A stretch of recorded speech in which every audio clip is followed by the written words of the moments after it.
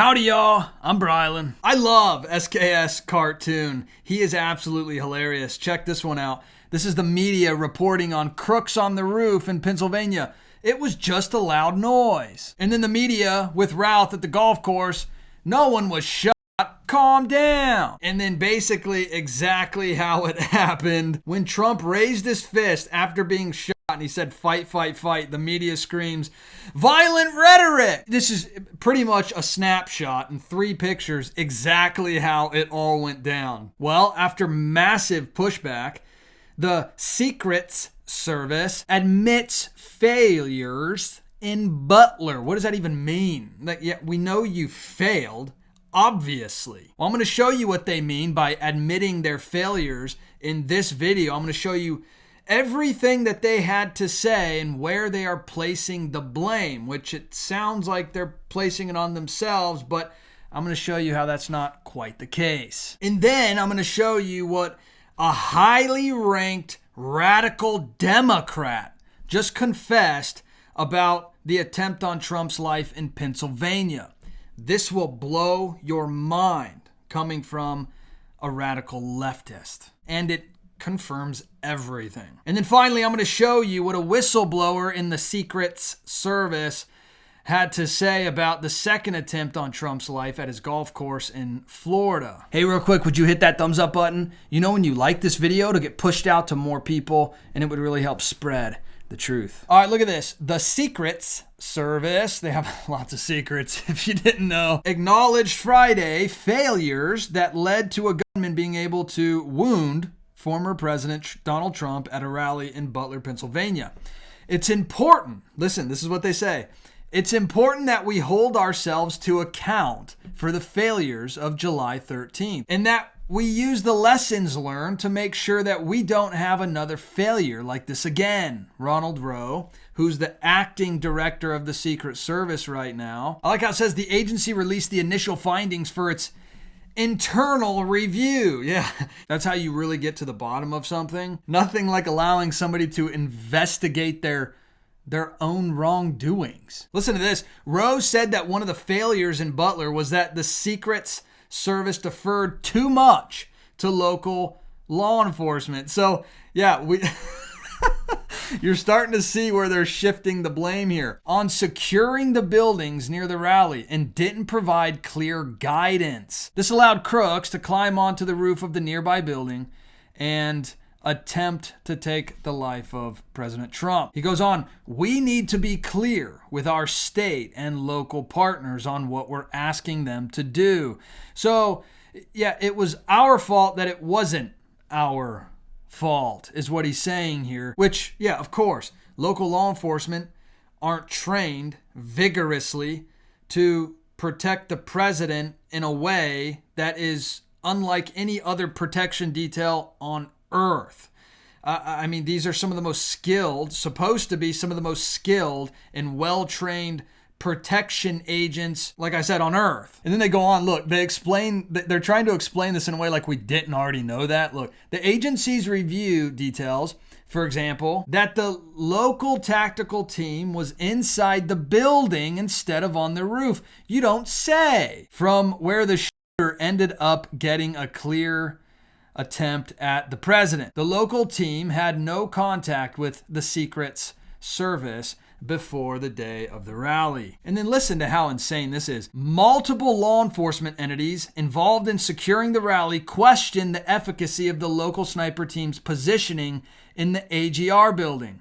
Yet, there was no follow-up discussion about modifying their position. I'm sorry, am I reading this right? Am I misunderstanding something here? Hold on, I need to read this a little closer.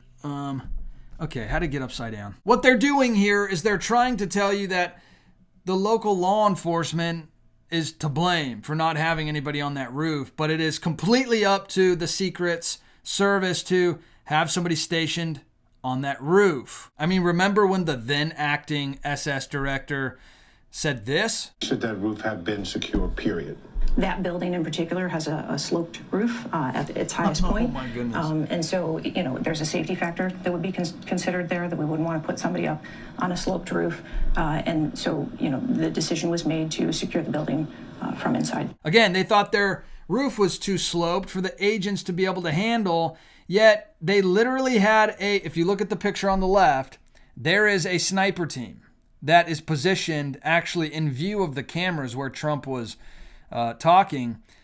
And you can see the roof slope on that roof where there's a team positioned. Again, after reviewing my book on the deadliest slope attacks, I actually kind of concur. They go on. There was also no discussion with the Secret Service advanced personnel about positioning that team atop the AGR roof. Wait a minute. I thought the director of the Secret Service just said that they did have a discussion and decided not to put anybody on there because it was too sloped of a roof. Even though they go on to admit local sniper support were apparently not opposed to that location. The review found that communication broke down on multiple levels. Secret Service agents and local law enforcement officials missed communication and planning in operations, and on the day of the rally itself, used different radio frequencies. Now they're blaming radio frequencies as if now they don't know how to use a walkie-talkie. You just walkie and talkie. In fact,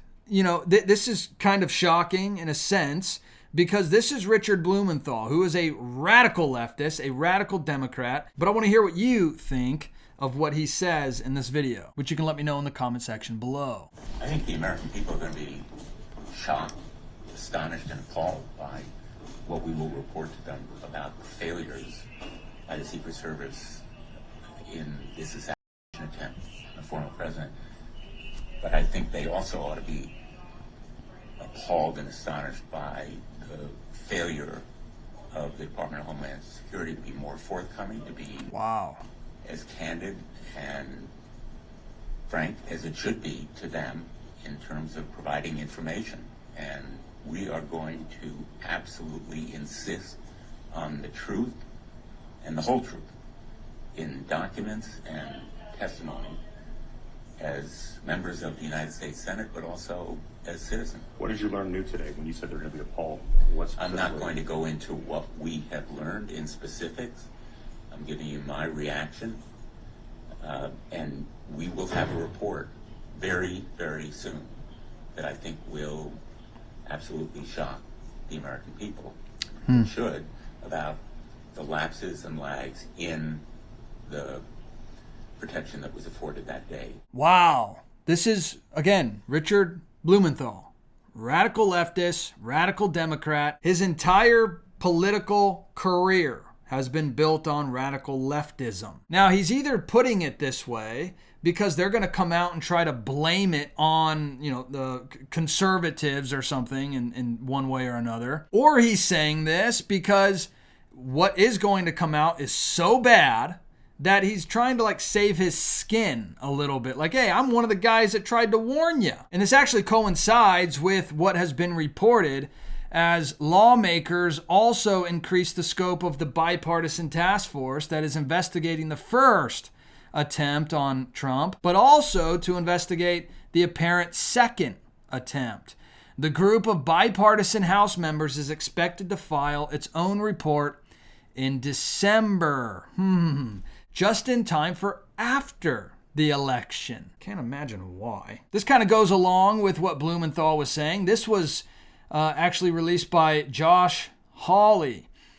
This was a letter confirming that there was a whistleblower in the Secret Service that alleges there are known vulnerabilities in the fence line surrounding the course, places that offer a clear line of sight to the former president and others playing the course. As a result, the whistleblower alleges it has been Secret Service protocol to post up agents at these vulnerable spots when Trump visits the course. None of that happened.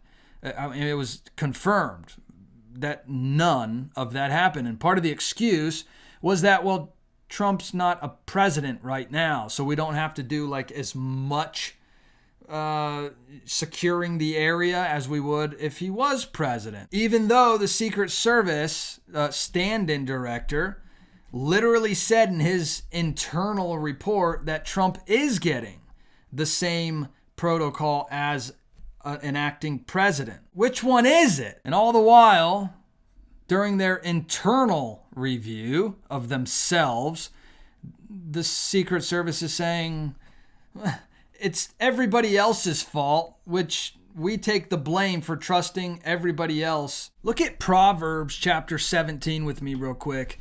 Look what it says in verse 4. An evildoer listens to wicked lips, and a liar gives ear to a mischievous tongue. You know, you see that all around us today in our society, in our culture.